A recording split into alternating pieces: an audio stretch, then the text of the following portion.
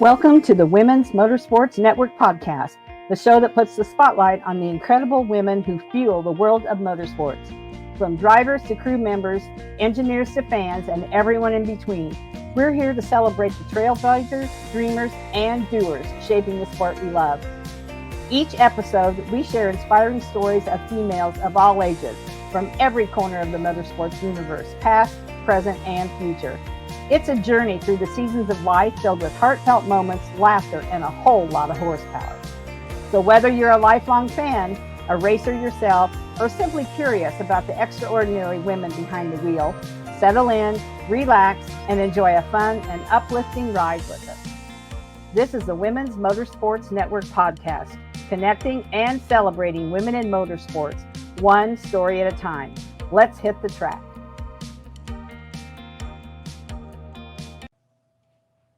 Hello, everyone. This is Melinda Russell with the Women's Motorsports Network podcast. And my guest today is Alexis Scott. Alexis comes to us from Ohio. So welcome, Alexis. You and I are trying to stay warm because it's negative something or other outside, both in Michigan and Ohio. But this is a good thing to do on a cold day, is have a nice conversation about motorsports. So welcome to the show. And would you first start by sharing a little bit about yourself? So I am 26 years old. I'm from Northeast Ohio. I've been racing for about 15 years now in the TT ATV world. I currently ride a 2020 CRF 450 in a 2006 TRX 450 chassis. I race in the new East Extreme Dirt Track Series, so we travel all over the country. And on top of that, I also travel for work.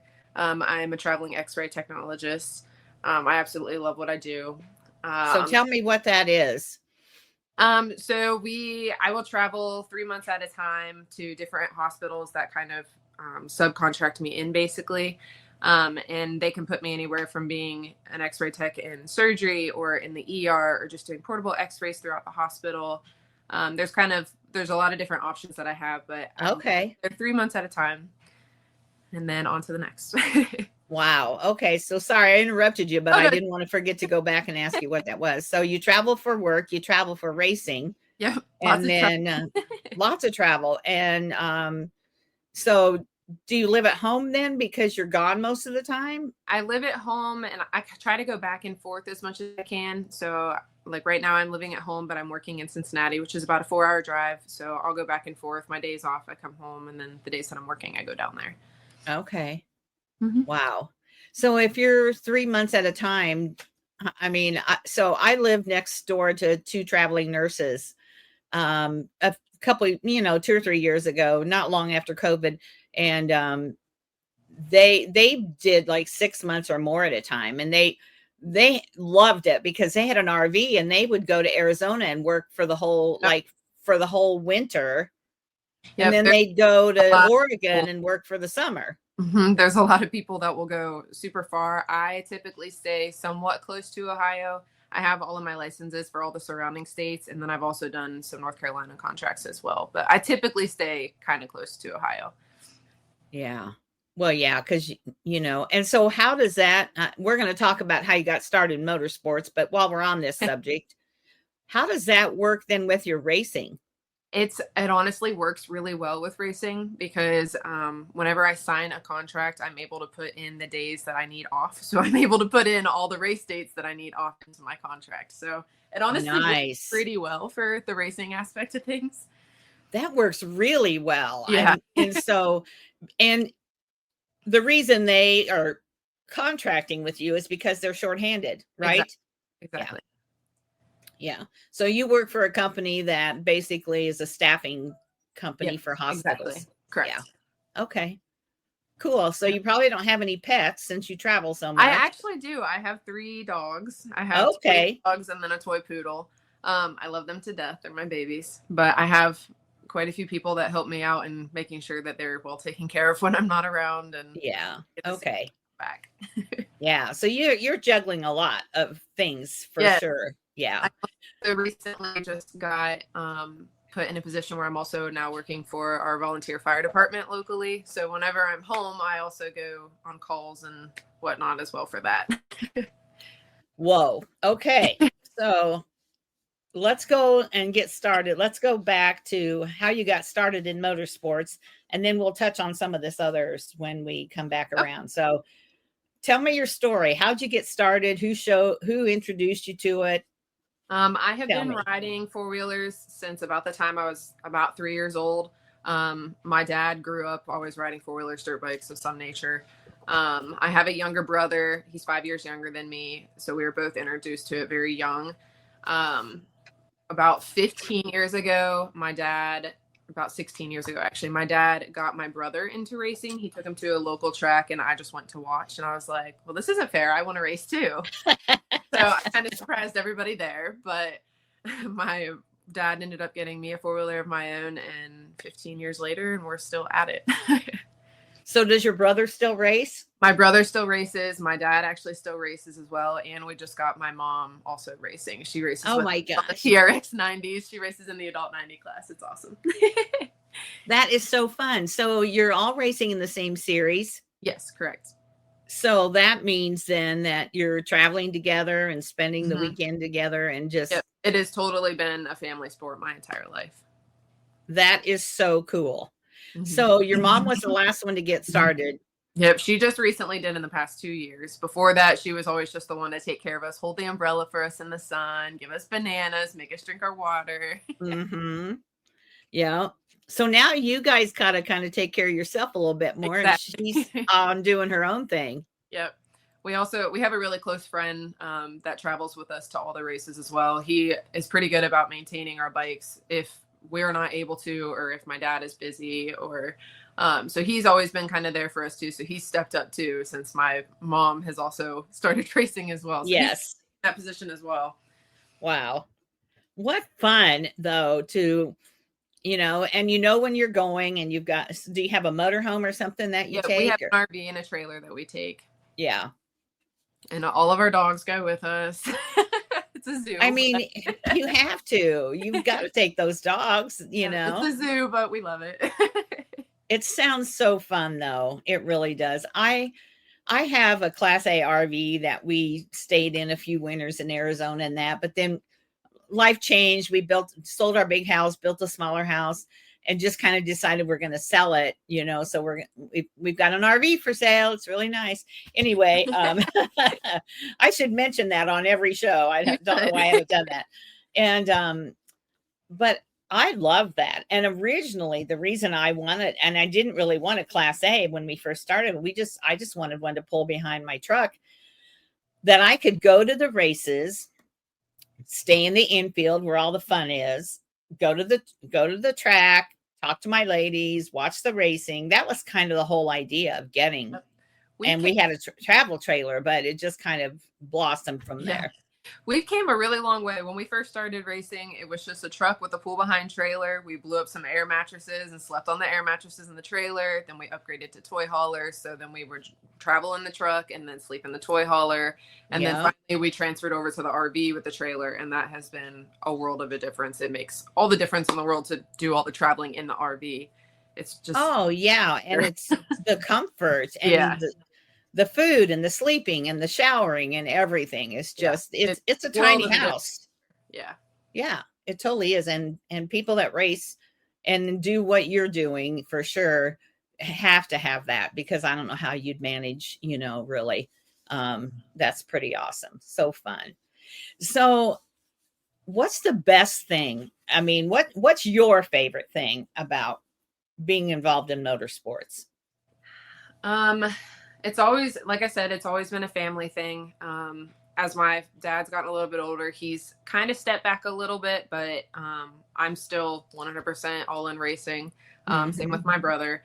But I have more so recently trying to take on being more of a role model towards the younger kids. I strive myself a lot in being there for them and giving them advice and just being the support. Like when they come off and they're on the podium, being right there for them. So that right now, that is my favorite part about being at the track is supporting the younger kiddos, especially the females in it, because there's not a ton of them. Yeah. That's been my absolute favorite part of things recently. So the series that you race in, what are the ages of the people that, I mean, are there a lot of little kids that do this series, or is this more an adult series? It used to be more of an adult series, but recently we've had to add classes because of how many kids have stepped up, and there's a ton of kids at this point in it. We've seen a lot more females step up here recently too. So as the years go on, I think the female class is going to be even bigger than it already is. We currently usually have 2 full rows of females in the adult class. So there's quite a few of us. So once these younger kids step up, it's definitely going to be big. Oh yeah. I love hearing that, because we just need more women to get involved in all areas of racing. But I love hearing that, it's growing, and that, because sometimes I'll talk to somebody and they'll be like, oh, racing's dying. And I'll be like, no, it's not. I think a lot depends where you live. For sure. What kind of racing it is. There's all those factors. Racing is not dying. No. If anything, I think it's absolutely growing. If you pay any attention to the Tulsa shootout or the Chili Bowl, they had 12, I think somebody told me 1,200 entries in the Tulsa shootout or something. It was crazy. Yeah. Okay. And people go there for the whole week with their kids and that. Don't tell me it's dying, because it's absolutely not. I don't believe it. We're pretty fortunate where we live. We're pretty local to a lot of different tracks. And then North Carolina seems like there's a lot of tracks around that area too. So those 2 areas, especially for TT racing, are very populated when it comes to TT racers. Yeah. I've been to Mid-Ohio. Mm-hmm. That's a great track. Mm-hmm. Yeah. We would go to the motorcycle races there and watch. And yeah, Ohio's a good racing area. Pennsylvania, Michigan, Indiana. We're all lucky here in the Midwest. We have good racing for sure. So, when you race in a series like this, or any of your kind of racing with your family and that, do you have sponsors? Do you try to get people that, sponsor you? Because you got 4 people now racing. Yeah, we do. We've definitely been very fortunate with our sponsorships over the years. My family actually owns a suspension company, so we also sponsor other people as well. But on top of that, I've had a lot of people step over the years, like Noel Property Maintenance. They are based out of Vermont. He's one of my major sponsors. He's just been there for me for the past 6-7 years. He's just major support for me. 89 Speed Shop, Kirby Cook. He's in North Carolina. He's also been a major one the past couple years. He's great. He's always given me advice. B&B Racing, they're out in California. He's been great. I've recently stepped up to the CRF engine, and he has been 100% through the way, just as well as TDR Motorsports. He's also amazing. He's right here in Ohio, 20 minutes down the road. He's a great person as well to have on your board. Then as far as gear and stuff, there's FXR is my major sponsor. I know that we kind of struggle as being females when it comes to gear fitting properly and everything, but I personally have had good luck with FXR fitting well, even though it's a men's gear. Okay. So I do pretty well with FXR, so I'm really happy to have them on board. Then I have a ton of other people, like 500 Performance, 75 Designs Graphics, 33, my fuel sponsorships for Dragon Racing Fuels. I have powder coating sponsorships like SSR, Forworks Carbon, Empire Industries, Wiseco, Raft Racing, Evans Power Sports Coolant, McNett Performance. There's just so many people behind us that have made racing possible throughout the year. Otherwise, it would not be possible, especially with having 4 of us racing doing it. Right. And the thing about it is, and I hope people understand this both in racing and out, you're not looking for, I mean, sure, you'd love somebody to give you thousands of dollars, right? But that's not realistic normally. And so what you need is a lot of small to medium, whatever sponsors, the powder coating, the brakes, the this, the that, all the things, right? The little things add up so quickly. Yeah, they do. And, like I said, you'd love to have somebody give you $50,000, but the chances of that are slim to none. Really, I mean, in any kind of motorsports nowadays, it's hard to find those kind of sponsors. But all those things, all those companies, and you just rattled them off. So, I can tell they mean a lot to you, and that you really know who's helping you, or you wouldn't have been able to just sit there and rattle all those off. Right. And I'm sure there's people I'm missing, but a lot of them they've all been around for quite a few years now at this point and helping us for quite a few years. So it's pretty easy to rattle them off. Yeah, for sure. So, you said you were 26. I'm 26. Yeah. You're 26. Do you see yourself doing this a long time? Because your dad's still racing. Now your mom's racing. Yeah. My dad is in his 50s. My mom's in her 50s. They still race. I personally would love to continue as long as I can. If the time ever comes that I have kids, I would love to also introduce them into the racing world, just because it's been such a big part of my life for so long that I'd also love to share that. I plan to continue as long as I can. Yeah, I would think so, because this is a way of life, isn't it? Exactly. Yeah, that's the thing that I think we have in motorsports that we don't have in other sports, like maybe football or baseball. I mean, there is more of a time limit, I think, on how long you can play those sports compared to motorsports. Yeah, we have this option for much longer. Much longer. Yeah, for sure. And that's one of the best things about it, for sure.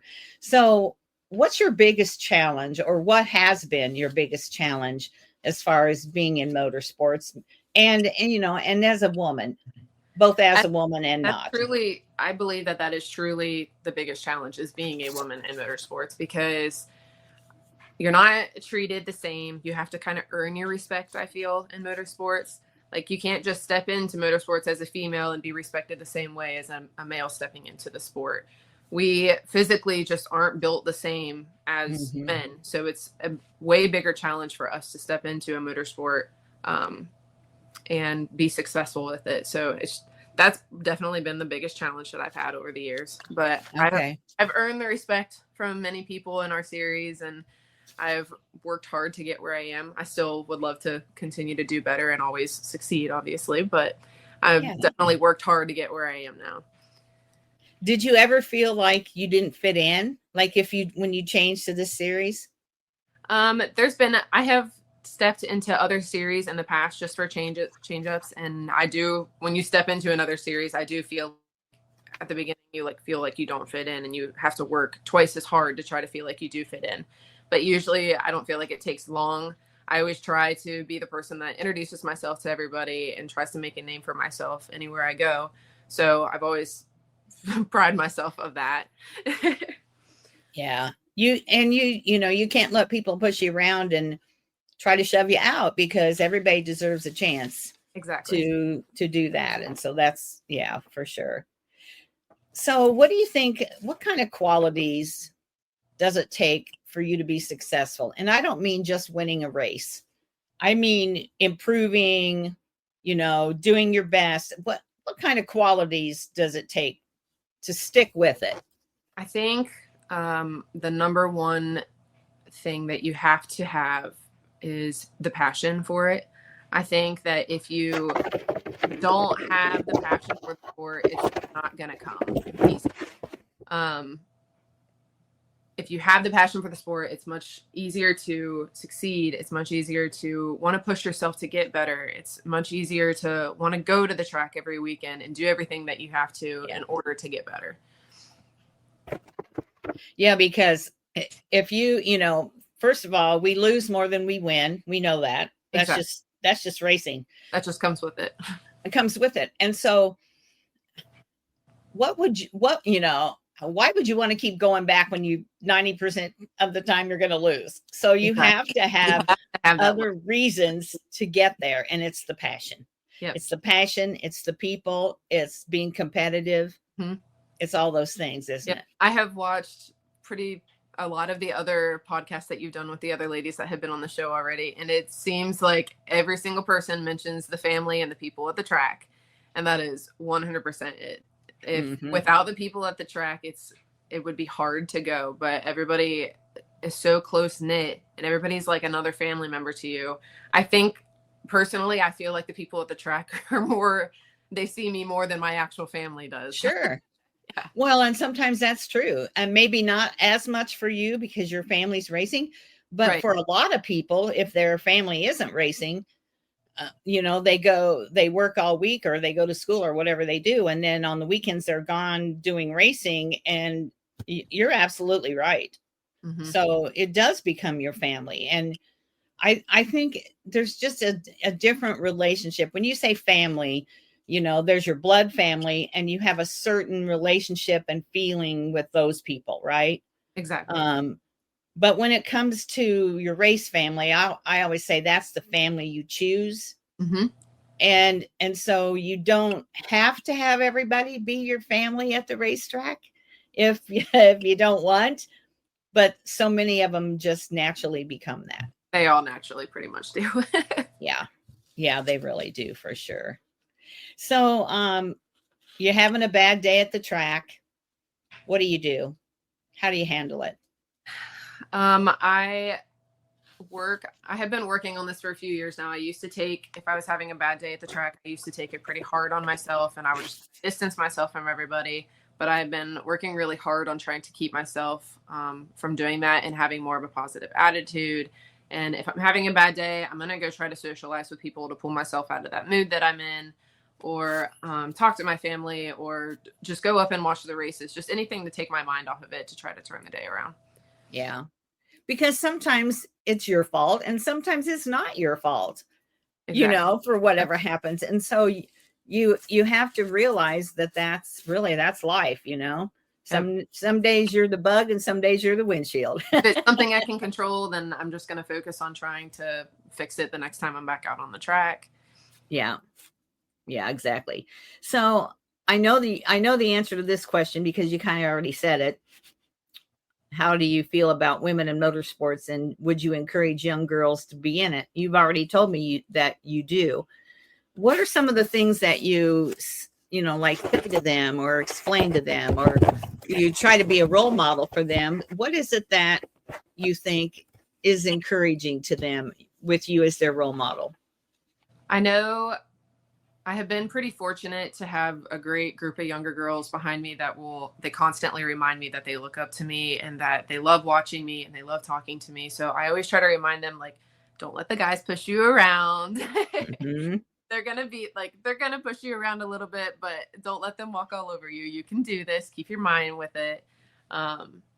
They've always just been they've always been great towards me. So I try to do the same for them. Like I said, I'll try to go to the podium and just give them words of encouragement. Or if I see them waiting and staging for their next race, I'll go up and just give them a fist bumper, just anything small that kind of is that good gesture to give them some positivity before they go on the track. Yeah. And it's such a big deal, more than even you probably know. And I hear it more from the parents, not on the podcast, but in behind the scenes, about how important it is, especially for the younger ones, to have older ones to look up to admire, and who respond back to them. Mm-hmm. Sometimes, they look up to somebody, but they've never had a chance to talk to them or get any advice. And that's definitely something you see. Like, you'll see kids that they are like, oh, this is my favorite rider, but that rider doesn't make an effort at all to try to talk to the younger kids. So that's why I always try to step into the role that I do give the time to talk to them and do whatever I can to help them out. Yeah. And sometimes they may not even know, those older riders. It's hard to say. Sometimes it's just the personality. I tend to think that women, and I'm probably going to catch some flack for this, I tend to think that women more so reach back. They kind of have that mothering, nurturing. I think it's that mothering, nurturing thing. I think it's just easier. Yeah, I think so too. Yeah, for sure. So have you been ever been given any advice that kind of stuck with you? I've been given a lot of advice over the years. Well, I'm sure. My dad just always told me to keep pushing, no matter what I'm going through, keep pushing. Paula Quick, she's a female rider in our series that has been at it for over 30 years. She Wow. has always been like, keep pushing at it. Just do whatever you can. Like, don't let anything upset you at the track. Just keep pushing, basically. Like I said, mentioned earlier, I have a sponsor in North Carolina, 89 Speed Shops, Kirby Cook. He's always really big about messaging me before each race and trying to give me like a little motivation, as well as Tim Deltling at TDR. He's the same way. They always message me before every race and try to give me like a little push before each race. So yeah, just anything like that, I kind of hold on to. okay. So do you have a favorite memory from your racing years? So there's a lot of memories over the years. I would say one of my most recent ones, however, last year I got my first podium on the 450. I moved up to a 450 quite a few years ago. I have been working really hard, and I finally got on the podium last year in women's class. And that was huge for me. Okay, good. To not have like teary eyes on the podium, because I was just so relieved and excited about it. Yeah. Yeah. And especially if you've worked hard and then finally, it happens. Yes, exactly. Yeah, it happens for sure. I've had a couple since then, and that one still just sticks with me. Well, the first one for sure is going to be the memory, and then I think once you've done it, then I'm not going to say it's easy, but it might be a little easier. Yeah. To get the second. It was kind of a mental challenge at first, because when I started, I was on a super mini, and I found myself on the podium pretty often. So when I moved up to a 450 and I like never got on the podium, it was a little bit of a mental challenge. So to finally like feel like I overcame that mental challenge last year, it was major. It was huge. Yeah. And let's talk about that for a minute, because racing is not just about how well you drive your quad, your car, your whatever. It's also about preparation and mental and physical preparation. Do you want to talk about that for a second? As far as physically, I know that is personally where I slack. I know that I should do a lot more physically. I know you recently interviewed Ashley Harris. I did her program last winter. She taught me a lot doing that program. So I was one of her riders last year. So she played a huge role in teaching me what I need to actually do in order to get myself ready. As far as mentally, that's something I feel like you just kind of have to work on and learn yourself. My family has always been pretty big about helping me get to where I need to be mentally before a race. I like to kind of just zone out and focus right before a race. Like if I'm sitting and staging, my family will all kind of be there, but we're all kind of quiet, and they just let me get in the zone, basically. Okay. Well, that's a good thing though. Yeah. Yeah. That's good. Yeah. Ashley's awesome. Does she know how much she helped you? I think so. We talked quite a bit when I was in the program. Okay. Because like we said, sometimes they don't know. And that's always nice, for you to share that with her too. Yeah. I had told her, and she doesn't live far from me, and we've never even actually got to meet in person, but she doesn't even live that far from me. But yeah. Well, you'll have to meet for coffee. Exactly. One of these times we will. we laugh and say this is the off season. I think a lot of her races this year, I don't think overlap with mine. So I've actually even thought about just going and watching some of her races. There you go. That's a great idea. There you go. Yeah, that sounds fun. So let's talk about social media and how you use that, and how can we follow you or find you to see what you're up to? I am most active on my Facebook, just my primary Facebook page. It's set to public, so anybody can kind of look at it. It's just Alexis Nicole Scott on Facebook. As far as Instagram goes, that's the other one that I use majorly. It's just it's Alexis with 2 S's. I post all my race updates both on my Facebook and my Instagram, and that's where I also make sure to tag all my sponsors and give them the support and love that they deserve. Yes, absolutely, for sure. I try to share, if you tag me when you're posting, then it's easier for me to follow you. So if you tag Women's Motorsports Network, then I'll be able to kind of see what you're up to easier than if I had to search all the time, for sure. Alexis, what have we not talked about? What is something that you want to share about your success, your racing, anything at all that we haven't talked about yet? We've already kind of touched on it, but I definitely wouldn't be where I am today without my family and my sponsors behind me. And then to all the little girls out there, maybe that are too afraid to step up into it because they're intimidated by the boys, I just want them to push and just go for it. Because if I wouldn't have went for it 15 years ago, I have no idea where my life would be today. It would be totally different, and I can't imagine. Well, let's talk about that for a minute, because sometimes I do ask that. How has being involved in racing shaped your life? It's made me a very strong person. With the wrecks and stuff, it's made me have a pretty high pain tolerance. Yeah, I'm sure. Yeah. But as far as like shaping my life, it's made me a stronger person, a way more outgoing, confident person for sure. Definitely has just 100% shaped my life. Like I said, I don't know where I would be without the sport, because for the past 15 years, every summer, it's what we do almost every weekend. There's been a lot of situations over the years that I've been invited to do things with my friends and I can't go because I have a race. Those things are sometimes a little bit mentally draining, just because it's like, I wish I could be there, but I can't. But in the long run, racing still has just been such a major thing in my life that it's something that I couldn't imagine it not being in my life. Well, and you're talking about, do your friends understand, like you race through school time too? Do they understand? For sure. I think sometimes it was a little bit upsetting, like that they wish that they could have had me there for whatever they invited me to. But I do think that they understood. I mean, they would come to races as much as they possibly could. My best friend brings her baby now. She just recently had a baby. He just turned a year old, and she's already bringing him to my races to watch me and support me. And so that's pretty cool. Feeling when they do understand. He's going to get the race bug if she started him. Oh, for sure. I've already got onesies that are like checkered with my number and stuff on them. Yeah, that's awesome. I love that. Oh gosh, I love that. Anything else that you want to share before we get done here? Just kind of what I touched on again. If there's any little girls out there that are afraid, just go for it. That's pretty much all I can say. Yeah. So true. And don't let somebody squish your dreams if that's what you want to do. Exactly. Yeah, for sure.